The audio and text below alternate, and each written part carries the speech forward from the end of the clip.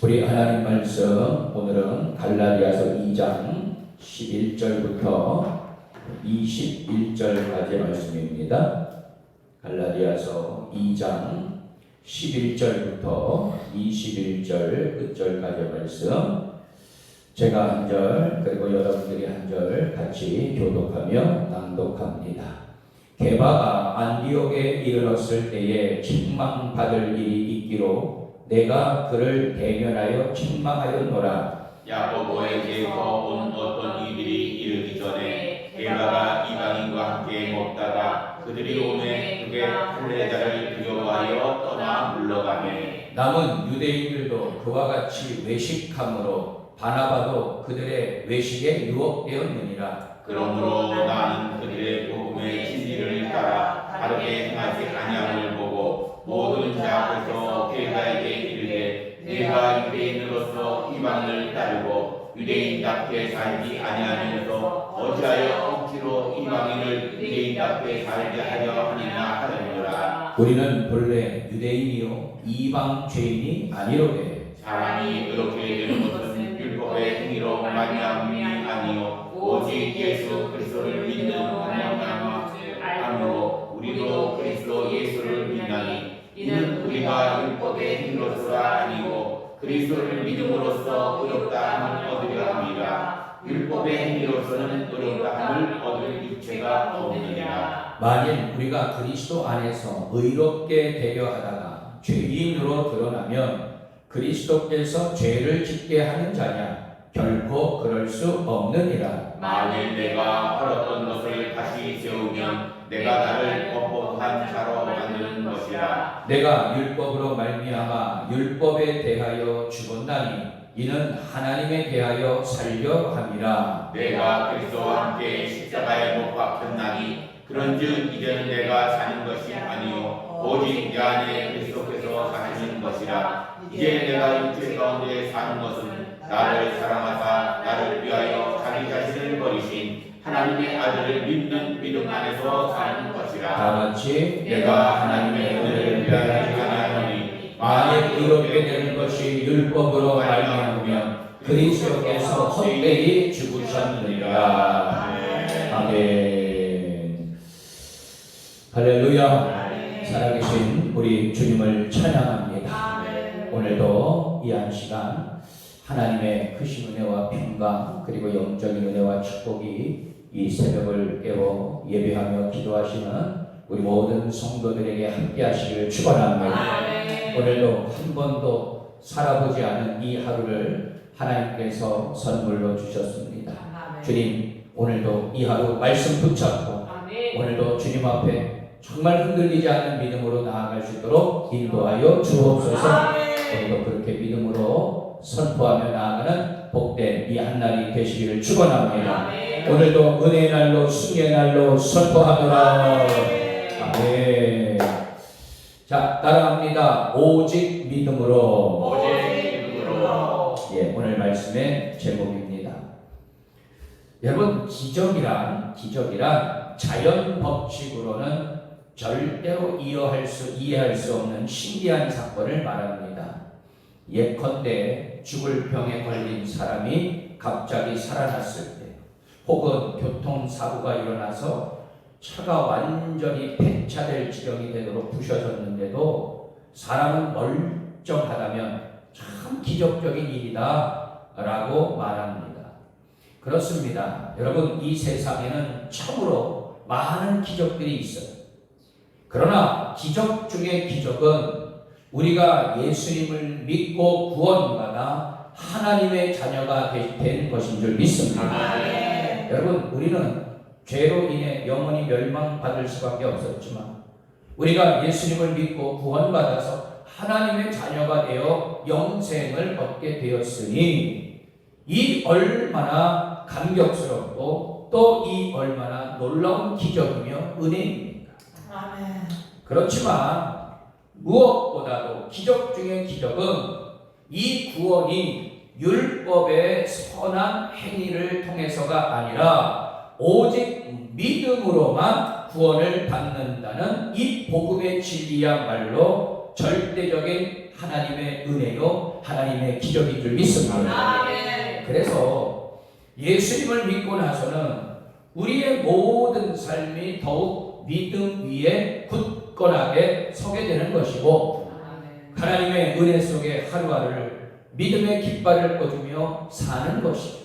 아멘. 오늘도 이 새벽 시간 우리는 믿음의 깃발을 꽂으며 나아가게 되리라 믿습니다. 아멘. 날마다 이 새벽을 깨워서 하나님 앞에, 말씀 앞에, 또 믿음의 반석 위에 서 있는 우리 모든 성도들 늘 하나님을 경외하고, 그리고 그 믿음 가운데 나의 모습을 하나님 앞에 온전히 드릴 수 있는 그런 복된 성도들이 되시기를 축원합니다. 아멘. 자, 오늘 본문에서 사도 바울은 예수 그리스도를 믿는 다음에도 은혜와 믿음의 모습은커녕 여전히 율법의 눈으로 사람들을 판단하려는 그 율법주의를 단호히 배격하고 있습니다. 사실 사람은요, 누군가의 어떤 판단을 받거나 비난을 받게 되면 여러분 이것을 어떻게 해요? 꺼립니다. 싫어하죠. 그래서 책임을 회피하고 변명을 일삼는 것입니다. 베드로도 유대주의자들의 판단을 두려워했습니다. 하지만 인간적 행동은 더 큰 문제를 불러오기 마련입니다. 우리가 어떻게 하면 사람의 눈치나 판단을 의식하지 않고 때론 실족하지 않는 믿음으로 하나님 앞에, 말씀 앞에, 사람 앞에 당당하게 살 수 있을까? 오늘 본문을 통해서 오직 믿음으로 살기 위한 그 해답을 여러분 찾을 수 있게 되기를 축원합니다. 자, 첫 번째로 저를 따라하겠습니다. 오직 진리를 택하라. 진리를 택하라. 할렐루야. 자, 우리 16절 말씀을 다시 한번 읽어봅니다. 16절 말씀입니다. 자, 다 같이 읽습니다. 시작. 사람이 그렇게 되는 것은 율법의 행위로 말미암이 아니요 오직 예수 그리스도를 믿음으로 말미암는 줄을 알므로 우리도 그리스도 예수를 믿나니 이는 우리가 율법의 행위로서가 아니고 그리스도를 믿음으로써 의롭다함을 얻으려 하느니라. 율법의 행위로서는 의롭다함을 얻을 육체가 없느니라. 아멘. 바울은 이전에 최초 이방인 교회이죠. 이 안디옥 교회에 이곳에서 베드로를 책망한 사건을 들려주고 있어요. 베드로는 이방인과 식사를 하다가 그 자리에서 도망치듯 떠난 적이 있었습니다. 당시 예루살렘에서 온 할례자들, 즉 율법주의자들이 볼까봐 두려워했기 때문이었어요. 함께 있던 바나바와 다른 유대인들도 이 외식에 영향을 받았습니다. 때로는 불필요한 오해와 다툼을 피하기 위해 지혜롭게 처신해야 할 때가 있죠. 그러나 여러분, 양보하는 것과 타협하는 것은 전혀 다른 것이죠. 복음의 진리는 결코 타협할 수 없습니다. 아멘. 어떤 율법의 공로나 혈통의 자격도 구원의 조건이 될 수는 없는 것이죠. 아멘. 오직 예수 그리스도를 믿는 믿음만이 구원의 길이라는 사실을 우리는 반드시 믿어야 할 줄 믿습니다. 아멘. 자, 바울은 베드로가 이 한 일이 복음의 진리를 따라 바르게 행하지 않은 것이라고 분명하게 말하며 책망을 했어요. 여러분, 베드로가 어떤 자였습니까? 예수님의 수제자 아니었습니까? 물론 그가 예수님을 모른다 3번이나 부인한 그러한 과오를 범하기도 했지만 이제 그가 성령의 능력을 받고요, 얼마나 많은 기사와 이적을 나타냈습니까? 그런데 여러분, 오히려 사도 바울이요, 그 이방인의 사도였던 사도 바울이 베드로를요 책망하고요, 그리고 나무랬다는 거예요. 그가 공개적으로 베드로를 책망한 이유는 이 일로 영향을 받은 사람들을 교훈하고 복음의 진리를 지키기 위해서였습니다. 체면을 봐주는 것보다 생명의 복음이 더 중요하다는 것을 우리에게 일깨워 주고 있는 것입니다. 여러분, 이 세상 그 무엇보다도 예수님을 믿는 믿음이 가장 중요한 사람에게는 진정한 구원이 있습니다. 할렐루야. 그 믿음대로 될 것이죠. 살아계신 하나님이 세상의 형편과 사람의 체면에 흔들리지 않도록 저와 여러분들을 오직 믿음으로 굳게 서게 할 것이라 믿습니다. 여러분, 영적인 자존심으로 믿음을 지켜나가도록 거룩한 마음을 우리 하나님께서 우리에게 주실 줄 믿습니다. 여러분, 바울이 이 베드로를 책망했던 이야기를 언급한 이유는 다른 복음의 유혹을 받는 저 갈라디아 성도들을 교훈하기 위해서였어요. 무슨 말이냐? 여러분, 이 최초의 이방인 교회, 안디옥 교회에서 베드로가 그것을 방문했을 때 여러분, 그 성도들과 같이 식사를 했다는 거예요. 그런데 여러분, 이방인이라고 하는 그 조건만으로 이제 예루살렘에서 소위 말해서 유대교 전통을 따랐던 그 할례받은 사람들이 왔다고 해서요, 자기의 치부가 있잖아요. 뭐 마치 그것은 치부도 아니지만 그거를 치부로 여겨서요, 갑자기 식사를 하다가요 도망가게 된 거예요. 왜? 그 할례자들이 자기를 볼까? 여러분, 이게 뭡니까? 체면 아니겠어요? 여러분, 이방인들하고 식사하면 어떻습니까?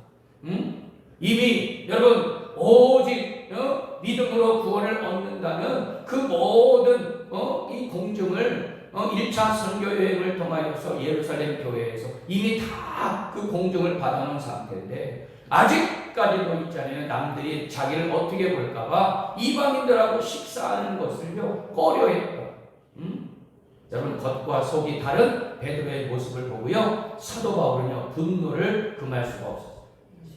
그래서 대선배 아니겠습니까? 그런데 그 베드로를 그렇게 해서 책망했다는 거예요. 어찌 그럴 수가 있느냐? 이방인들하고 식사하면 어떻습니까? 그런데 어떻게 도망갈 수가 있느냐 말이야 하면서 사도 바울이요 이 베드로를 막 나무라고 책망했던 일들을 이제 소개하고 있는 것이죠. 여러분, 율법이라든지 할례라든지 유대인의 전통, 뭐 이런 등등, 여러분, 바울은 그 주장을 정면으로 반박하고 있습니다. 무슨 말입니까? 여러분, 율법이, 할례가, 또 유대인의 전통이 구원을 준다는 것은 아니라는 거예요. 오직 믿음으로 정말 예수 그리스도를 영접한 그 어느 누구는 다 구원을 얻는다고 이미 공증을 받고 그렇게 우리가 여겼는데, 아직까지도 율법을 강조하고 아직도 할례를 강조하고 아직도 유대인의 그런 전통을 따르려고 하는 그들의 습성, 그들의 모습을 보면서 사도 바울은요 소위 말해서 그 모든 것들을 받아들일 수가 없었다는 것이죠. 바울은 이방인들뿐만 아니라 유대인들도 율법을 행하는 행위가 아니라 예수 그리스도를 믿는 믿음으로 의롭게 되었다라고 말하고 있습니다. 의무를 다하고 선하게 살면 사람의 인정을 받거나 마음이 편안해질 수는 있습니다. 그러나 영원한 생명을 얻을 수는 없는 것입니다. 할 만큼만 하면 되는, 혹은 이 정도면 됐다 하는 식의 안주한 등이 여러분, 이 세상의 상식을 여러분 절대로 우리는 신뢰해서는 안 돼요. 오직 믿음으로 구원의 주님을 진심으로 믿을 수 있게 되기를 축원합니다. 미국의 유명한 기독교 작가인 필립 얀 씨가 쓴 내 안에 하나님이 없다라는 책을 보게 되면 그는요 다음과 같이 고백을 하고 있습니다. 그리스도를 따라 나서는 순간은 믿음의 출발점이다. 나는 아직도 그 길을 걷고 있다. 하나님께서는 여전히 내 안에 살아계시며 눈에 보이지 않아도 항상 나와 함께 하시고 나를 변화시키고 인도하며 나의 참된 자녀의 신분을 항상 일깨워 주신다. 하나님은 나에게 순간순간 믿음을 요구하십니다. 나는 하나님께 나의 그 믿음을 보여드리며 살고 있다 라고 이야기했습니다. 요컨대 믿음이 없이는 내 안에 하나님이 진정으로 살아계시다는 고백을 할 수 없다는 그런 이야기죠. 그렇습니다, 여러분. 율법의 행위로는 우린 절대로 구원을 받을 수 없어요. 우리는 오직 예수님을 믿음으로써 의롭게 되어 새 사람의 모습으로 살아가게 되는 줄 믿습니다. 아멘.